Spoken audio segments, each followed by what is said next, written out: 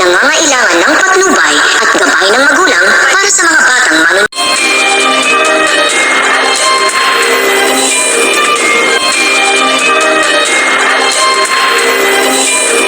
Hello everyone! Welcome back to my channel at magandang araw sa lahat ng taga-subaybay ng Stolen Life.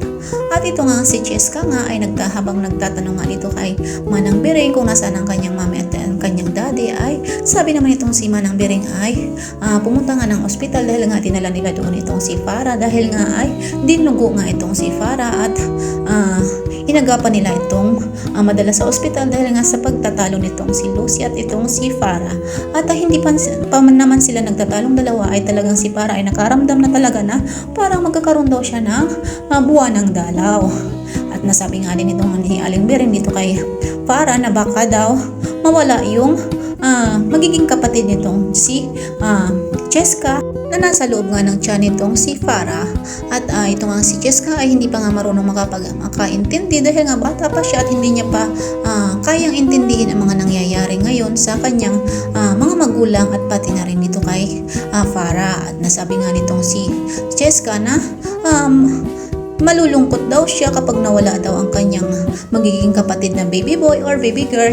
At naging malungkot nga itong si Cheska at sabi pa nga nito ni Aling Biring na wag na lamang siya malungkot dahil ay baka daw magiging okay naman ang lahat.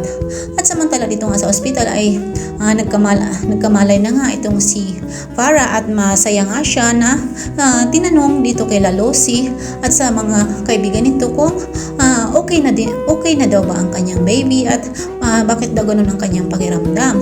At sabi pa nga nitong si Lucy ay wag munang gagalaw itong si Farah dahil nga daw ay magkakasama sa kanya.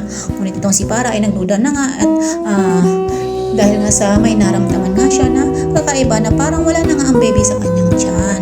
At ito nga si Lucy nga ay hindi na nga napigilan ang kanyang pag-iyak dahil nga nalungkot nga siya dahil nga nawala na nga ang baby nitong si Farah na naging bunga ng kanilang pagmamahalan at naging pampusog nilang pagniig nitong si Darius nung nasa katawan pa nitong si Farah ang kaluluwa nitong si Lucy.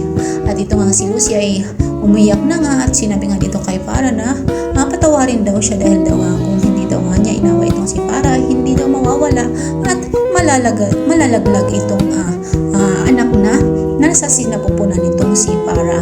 At ito nga si Farah ay hindi nga makapagpaniwala dahil nga yun na nga lang ang kanyang natitirang pag-asa para makakuha at makalapit dito kay Darius at makakuha siya ng pera at uto-uto niya ang mga ito. At ito nga si Lucy ay wala nang nagawa ko dahil sinisisi niya ang kanyang sarili dahil daw kung hindi niya sana inaway itong si Farah at hindi sila nagkasakitan ay maaaring hindi pa rin daw sana namatay ang bata sa sinapupunan nitong si Farah.